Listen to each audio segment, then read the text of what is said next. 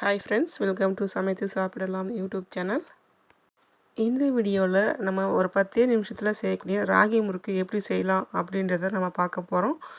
ரொம்ப ஈஸியாக செய்யக்கூடிய இந்த ராகி முறுக்கு பார்த்திங்கன்னா டேஸ்ட் ரொம்பவே சூப்பராக இருக்கும். அதே மாதிரி நல்லா கிறிஸ்பியாகவும் இருக்கும். நம்ம சேனலில் இப்போ தான் நீங்கள் ஃபஸ்ட் டைம் பார்க்குறீங்க அப்படின்னா நம்ம சேனலில் போட்டிருக்க ரெசிபிஸ்லாம் உங்களுக்கு பிடிச்சிருந்ததுனாக்கா மறக்காமல் சேனலை சப்ஸ்கிரைப் பண்ணி வச்சுக்கோங்க. பக்கத்தில் இருக்கிற பெல் ஐக்கானையும் கிளிக் பண்ணி அதில் ஆல் ஆப்ஷனை கொடுத்து வச்சுக்கிட்டிங்க அப்படின்னாக்கா நம்ம சேனலில் போடுற வீடியோஸோட நோட்டிஃபிகேஷன் உங்களுக்கு உடனுக்குடன் வந்து சேரும். வாங்க வீடியோக்குள்ளே போயிட்டு இந்த ராகி முறுக்கு எப்படி செய்யலாம் அப்படின்றத நம்ம பார்க்கலாம். எந்த கப்பில் ராகி மாவுன்னு சொல்லக்கூடிய கேழ்வரகு மாவு எடுக்கிறோமோ அதே கப்பில் மீதி இருக்கிற எல்லா மாவும் நம்ம எடுத்துக்கணும். நான் இந்த எல்லோ கலரில் இருக்கிற அந்த கப்பில் பார்த்தீங்கன்னா 1.5 கப் அளவுக்கு கேழ்வரகு மாவு எடுத்துருக்கிறேன். அதே கப்பில் 1/2 கப் அளவுக்கு பச்சரிசி மாவு எடுத்துருக்கிறேன். நான் சொல்கிற ஒரு கப் அப்படின்றது பார்த்திங்கன்னா 250 கிராம் அளவுக்கு இருக்கும். நீங்கள் எந்த கப்பில் மாவு எடுக்கிறீங்களோ அதே கப்பில் எல்லாமே அளந்து எடுத்துக்கோங்க. அதே கப்பில் 1/4 கப் அளவுக்கு பார்த்திங்கன்னா கடலை மாவு எடுத்துக்கலாம். அதே கப்பில் 1/4 கப் அளவுக்கு பொட்டுக்கடலை எடுத்து இதை நல்லா பவுட்ரு பண்ணிவிட்டு நல்லா ஜலிச்சுட்டு அந்த மாவு நம்ம 1/4 கப்பு இதில் சேர்த்துக்கலாம். நான் இப்போ பொட்டுக்கடலையே நல்லா பவுட்ரு பண்ணிவிட்டேன், நல்லா ஜலிச்சு எடுத்துக்கிட்டேன். இப்போ இதில் நம்ம வந்து ஒரு 1/4 கப் அளவுக்கு பொட்டுக்கடலை மாவும் எடுத்து நம்ம கேழ்வரகு மாவில் சேர்த்துக்கலாம். இப்போ இந்த 4 மாவையும் நான் ஒன்றா சேர்த்து ஒரு தடவை நல்லா ஜலிச்சு எடுத்துக்க போகிறேன். நீங்கள் ஏற்கனவே ஜலிச்சிருந்தீங்க அப்படின்னாக்கா நீங்கள் ஒன்றாவே இந்த மாதிரி சேர்த்துட்டு நல்லா கலந்து விட்டுக்கோங்க. நான் இந்த மாதிரி நல்லா ஜலிச்சுட்டு நல்லா கலந்து விட்டுக்க போகிறேன்.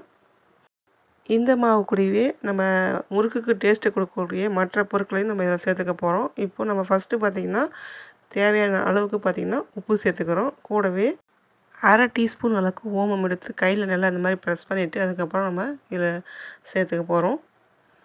ஓமம் இல்லை அப்படின்னாக்கா நீங்கள் சீரகம் கூட சேர்த்துக்கலாம். இப்போ நம்ம சேர்த்து முடித்ததுக்கப்புறம் பார்த்திங்கன்னா 1 டீஸ்பூன் அளவுக்கு பார்த்திங்கன்னா வெள்ளை எள்ளு, கூடவே 1/4 டீஸ்பூன் அளவுக்கு பெருங்காயத்தூள் சேர்த்துக்கிறேன். காரத்துக்கு பார்த்திங்கன்னா நம்ம தனி மிளகாய்த்தூள் 1 டீஸ்பூன் அளவுக்கு சேர்த்துக்கலாம். இது மிளகாய்த்தூள் சேர்க்கறது பார்த்திங்கன்னா ஆப்ஷனல் தான், விருப்பப்பட்டால் சேர்த்துக்கோங்க, வேண்டாம் அப்படின்னா மிளகாய்த்தூள் சேர்க்க வேண்டாம். இப்போ நம்ம சேர்த்துருக்கிற எல்லா மாவையும் ஒரு தடவை நல்லா மறுபடியும் கலந்து விட்டதுக்கப்புறம் நம்ம நல்லா சூடான எண்ணெயோ அல்லது வெண்ணெயோ 1 டேபிள் ஸ்பூன் அளவுக்கு நல்லா இந்த மாதிரி வந்து சுட சுட காய்ச்சி இதில் எடுத்து ஊற்றிக்கலாம். அந்த எண்ணெய் வந்து எல்லா மாவுலேயும் படுற மாதிரி நம்ம கொஞ்சம் கொஞ்சமாக இந்த மாதிரி வந்து சூடு ஆற ஆற நம்ம இந்த மாதிரி கலந்து கொடுத்துக்கிட்டே இருக்கணும். எல்லா இடத்துலையும் கலந்ததுக்கப்புறம் உங்களுக்கே பார்த்தா தெரியும். அந்த மாதிரி வந்து நம்ம இதெல்லாம் கலந்து கொடுத்ததுக்கப்புறம் நம்ம தண்ணி கொஞ்சம் கொஞ்சமாக தெளித்து நம்ம வந்து சப்பாத்தி மாவு பதத்துக்கு மாவு நல்லா பிசைஞ்சு எடுத்துக்கணும். மாவு வந்து ரொம்ப லூஸாக இருந்துச்சு அப்படின்னாக்கா எண்ணெய் குடிக்கிறதுக்கு சான்ஸ் இருக்குது. அதே மாதிரி ரொம்ப டைட்டாக இருந்துச்சு அப்படின்னாக்கா முறுக்கு வந்து நல்லா ஹார்டாக இருக்கிற மாதிரி இருக்கும். ஸோ நீங்கள் கை வச்சா நல்லா அழுந்தணும். அந்த மாதிரி வந்து மாவு வந்து பிசைஞ்சிட்டு நீங்கள் கை வச்சு பாருங்கள். கை வைக்கும்போது பார்த்திங்கன்னா மாவு இந்த மாதிரி வந்து அழுந்துற மாதிரி இருந்துச்சு அப்படின்னாக்கா உங்களுக்கு வந்து முறுக்கு கொஞ்சம் கரெக்டாக வரும். இப்போ வந்து மாவு வந்து நமக்கு முறுக்கு பிழியறதுக்கு ரெடி ஆகிடுச்சு. இந்த மாதிரி அரிசி மாவு, அதே மாதிரி இந்த கடலை மாவு, பொட்டுக்கடலை மாவுலாம் நம்ம சேர்க்கறதுனால முறுக்கு கொஞ்சம் நல்லா சாஃப்டாகவும் இருக்கும். அதே மாதிரி கலர் கொஞ்சம் லைட்டாக வந்து நம்ம நார்மல் முறுக்கு மாதிரி கொஞ்சம் ஒயிட்டாக இருக்கும். இப்போ நான் வந்து மாவு பிசைஞ்சு முடிச்சதுக்கப்புறம் பார்த்திங்கன்னா நம்ம இந்த மாதிரி முறுக்கு அச்சில் கொஞ்சமாக வந்து எண்ணெய் தடவிட்டு நம்ம பிசைஞ்சு வச்சுருக்கிற அந்த மாவை வந்து உள்ளே சேர்த்துட்டு நம்ம ஒரு ஜல்லிக்கரண்டியில் இந்த மாதிரி வந்து முறுக்கு பிழிஞ்சிட்டு நம்ம அதை வந்து எண்ணெயில் போட்டு பொரிச்சு எடுத்துக்க போகிறோம். இந்த மாதிரி கடலை மாவு, அரிசி மாவுலாம் சேர்க்காம வெறுமனே பார்த்திங்கன்னா வெறும் ராகி மாவு, பொட்டுக்கடலை மாவு சேர்த்து நான் வந்து ஒரு வீடியோ வந்து ஷார்ட்ஸ் வீடியோவில் நான் போட்டிருக்கிறேன். தேவைப்படுறவங்க அந்த வீடியோவை செக் பண்ணி பாருங்கள். இப்போ நம்ம இந்த மாதிரி வந்து கடலை மாவு, அரிசி மாவுலாம் சேர்க்கறதுனால பார்த்திங்கன்னா முறுக்கு நல்லா வந்து சாஃப்டாக இருக்கும். அதே மாதிரி கலரும் பார்த்திங்கன்னா கொஞ்சம் நம்ம நார்மல் முறுக்கு மாதிரி கொஞ்சம் கலர் வரும்.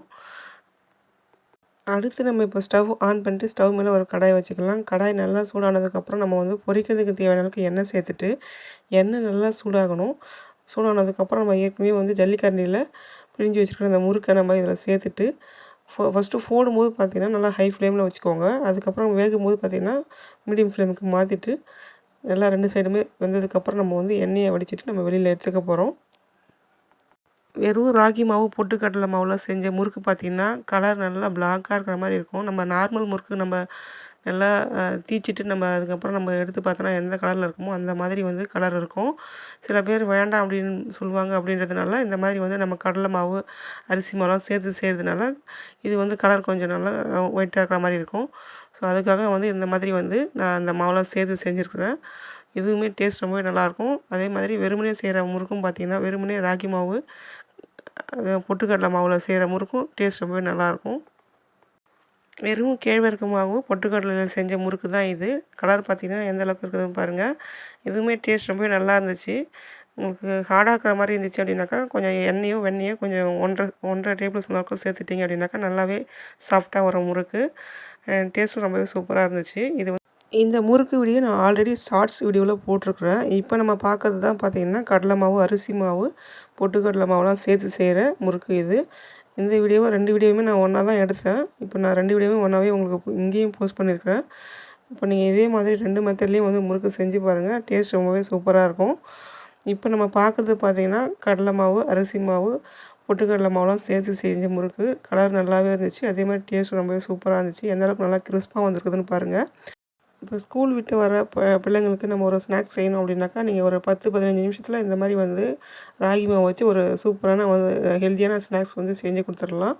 இது ரொம்பவே ஈஸியாகவும் இருக்கும். அதே மாதிரி டேஸ்ட் ரொம்ப சூப்பராக இருக்கும். இதே மாதிரி முறுக்கு நீங்களும் உங்கள் வீட்டில் செய்து பாருங்கள். செய்து பார்த்துட்டு டேஸ்ட் எப்படி வந்திருக்கு சொல்லிட்டு கமெண்ட்டில் என் கூட ஷேர் பண்ணிக்கோங்க. இன்றைக்கி பார்த்த அந்த முறுக்கு ரெசிபி உங்களுக்கு ரொம்பவே யூஸ்ஃபுல்லான ஒரு ரெசிபியாக இருக்கும் அப்படின்னு நான் நம்புகிறேன். வீடியோ பிடிச்சிருந்துன்னா மறக்காமல் வீடியோக்கு லைக் கொடுக்க மறக்காதீங்க. அதே மாதிரி ரொம்பவே பிடிச்சிருந்தது அப்படின்னாக்கா உங்கள் ஃப்ரெண்ட்ஸ் அண்ட் ஃபேமிலிக்கு இந்த வீடியோவை ஷேர் பண்ணி விடுங்க. அவங்களும் பார்த்து பயன்பெறட்டும். மறக்காமல் நம்ம சேனலில் போட்டுருக்கிற மற்ற ரெசிபிஸ் வீடியோஸும் செக் பண்ணி பாருங்கள். வீடியோஸ்லாம் பிடிச்சிருந்ததுனாக்கா மறக்காமல் சேனலை சப்ஸ்கிரைப் பண்ணி பக்கத்தில் இருக்கிற பெல் ஐக்கானையும் கிளிக் பண்ணி அதில் ஆல் ஆப்ஷனை கொடுத்து வச்சுக்கோங்க. அப்போ தான் நான் அடுத்தடுத்து போடுற வீடியோஸுடைய நோட்டிஃபிகேஷன் உங்களுக்கு உடனுக்குடன் வந்து சேரும். Thanks for watching. Thank you.